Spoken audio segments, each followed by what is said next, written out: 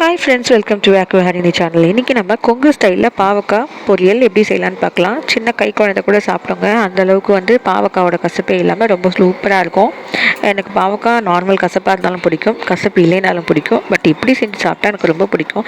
ஏன்னா இந்த பாவக்காய் மொறுன்னு ரொம்ப க்ரன்ச்சியாக இருக்கிறதுனால இந்த டேஸ்ட் ரொம்ப எனக்கு பிடிச்சது போச்சு.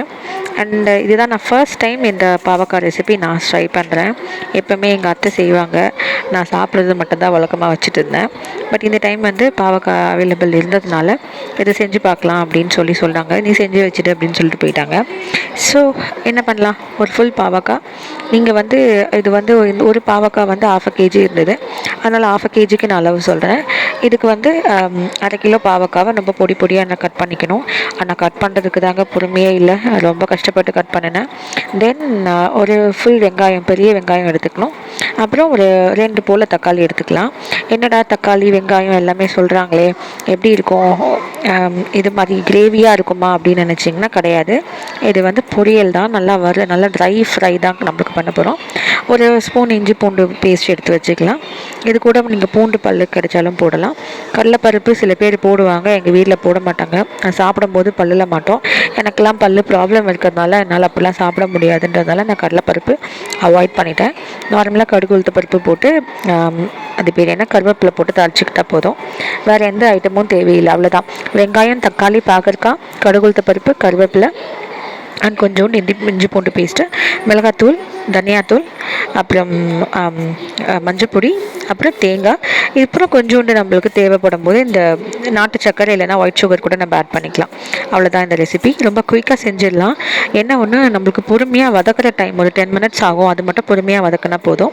இதுக்கு முக்கியமாக நம்ம தண்ணி தெளிக்க போகிறதில்ல, ஜஸ்ட் ஆயிலே பண்ண போகிறோம். நான் ஒரு 2 பச்சை மிளகாவும் எடுத்துக்கிட்டேன் டேஸ்ட்டுக்காக. இப்போ கடாய் வச்சு நம்ம எண்ணெய் ஊற்றி அதில் கடுகு உளுத்த பருப்பு போட்டு அது பொரிஞ்ச உடனே நம்ம வெங்காயம் ஃபஸ்ட்டு ஆட் பண்ணிக்கணும். அது டிரான்ஸ்யூலண்ட் தண்ணீர் பதம், கண்ணாடி பதம் வந்த உடனே நம்ம அது கூட நம்ம டொமேட்டோஸ் ஆட் பண்ணிக்கிறோம். டொமேட்டோ ஆட் பண்ணிவிட்டு கொஞ்சோண்டு சால்ட் போட்டுக்கிறோம். அப்போ தான் சீக்கிரமாக டொமேட்டோ குக் ஆகும். அதுக்காக சால்ட் போட்டு அதை வதக்கிக்க போகிறோம். வாங்க பார்க்கலாம். வெங்காயம் ஆட் பண்ண உடனே அதோட கருவேப்பிலையை நல்லா கட் பண்ணியோ இல்லை நல்லா குட்டியை சாப் பண்ணியோ போட்டுக்கிறது நல்லது. அப்போ தான் பல்லில் 4-5 படும். அதை எடுத்து ஒதுக்கி வைக்க மாட்டோம். இதுக்கு அடுத்து நம்ம இஞ்சி பூண்டு பேஸ்ட்டும் ஆட் பண்ணிக்கிறோம். இப்போ நான் ஃபஸ்ட்டு வெங்காயம் ஆட் பண்ணுறேன் பாருங்கள். வெங்காயம் நல்லா வதங்கணும். நல்லா ஆயில் தான், நம்ம கொஞ்சம் ஆயில் எக்ஸ்ட்ரா தான் ஆட் பண்ணியிருக்கோம். ஏன்னா இந்த பொரியல் டோட்டலாகவே ஆயில் மட்டுமே தான் பண்ண போகிறோம். இதற்கு தண்ணி தேவைப்படாது, தண்ணி தெளிக்கவே கூடாது. தெளித்தா டேஸ்ட்டும் இருக்காது. அதனால தான் நான் சொல்கிறேன். கடைசியில் நம்ம தேங்காய் பூவும் ஆட் பண்ணுறதுனால அந்த ஜூஸியாக க்ரன்ச்சியாக கிடைக்காது. அதனால் தென் இப்போ வதக்கிட்டுருக்கேன். ஆல் வதங்கிட்டு இருக்கு. இதோட கருவேப்பிலை போட்டு வதக்கிட்டுருக்கேன். தென் இப்போ நான் இஞ்சி பூண்டு பேஸ்ட்டு, தக்காளி போட்டு ரெண்டுத்தையுமே ஒன்றாவே ஆட் பண்ணிட்டேன். அப்புறம் இதோட சால்ட் ஆட் பண்ணிக்கிறேன் இந்த தக்காளி வதங்குறதுக்கு. இப்போ ஆட் பண்ணிட்டேன். பொதுவாக நார்மலாக பாவக்காய் பொரியல் பண்ணுற மாதிரி இது ரொம்ப டைம் கண்டிப்பாக அதிகம் எடுக்கும்லாம் கிடையாது. ஃபாஸ்ட்டாக பண்ணிடலாம். நான் கூடவே ரைஸையும் அப்படியே குக்கரில் ஏற்றிட்டேன். அப்போ ஈஸியாக இருக்கும் அப்படின்றதுனால அவ்வளோதாங்க. இப்போ பாவக்காயை ஆட் பண்ணிடுறேன் இதோட. இப்போ இந்த பாவக்காய் எல்லாமே சேர்ந்து நல்லா ரொம்ப நேரம் வதங்கணும். வதங்குற வரைக்கும் நம்ம எந்த மசாலாவும் ஆட் பண்ண போகிறது இல்லை. வதங்கினதுக்கப்புறம் தான் பண்ண போகிறோம். அது நல்லா வதங்கி வரணும். நம்மளுக்கு அதை போட்ட குவான்டிட்டியை விட கம்மியாகணும். அப்புறம் வதக்கும் போது கொஞ்சம் வெயிட்டு கம்மியாகும். அந்த ஸ்டேஜில் தான் நம்ம மசாலா ஆட் பண்ண போகிறோம். இதுக்கு நான் சொன்ன மாதிரி கொஞ்சோண்டு தனியாத்தூள் ஆட் பண்ண போகிறோம். சுகரும் நம்ம ஆட் பண்ணிக்கிறோம். ஒரு நிமிஷம். அதுக்கு முன்னாடி இன்றைக்கி நம்ம வீட்டில் ஆட்டுக்கால் குழம்பு, அதுக்கு தொட்டுக்கிறதுக்கு பாவக்காய் பண்ணியிருக்கேன். காம்பினேஷன் வஸ்தாக இருந்தாலுமே வேறு வழி இல்லை, இதை வச்சு தான் மேனேஜ் பண்ணணும். இப்போ நம்ம என்ன எடுத்துக்கிறோன்னா, இதோட நம்ம மஞ்சப்பொடி எடுத்துக்கிறோம். தேடிட்டு இருக்கிறேன், மஞ்சப்பொடி கிடச்சிருச்சு.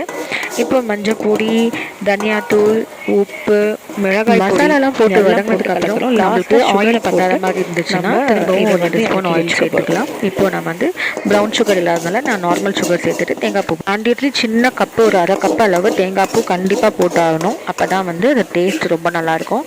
சுகர் கடைசியில் தான் போடணும், அதுக்கு அடுத்து தேங்காய் பூ போடணும். எல்லா மசாலா போடும்போதும் நம்ம தேங்காய் பூ போட்டால் என்ன ஆகும், இது சர்க்கரை போட்டால் என்ன ஆகும் அப்படின்னு பார்த்தீங்கன்னா, சர்க்கரையோ நீங்கள் நாட்டு சர்க்கரையோ போட்டால் அடி பிடிச்சிடும். அண்ட் தேங்காய் பூ போட்டால் தீஞ்சிடும். ஸோ இப்படி தான் பண்ணணும்.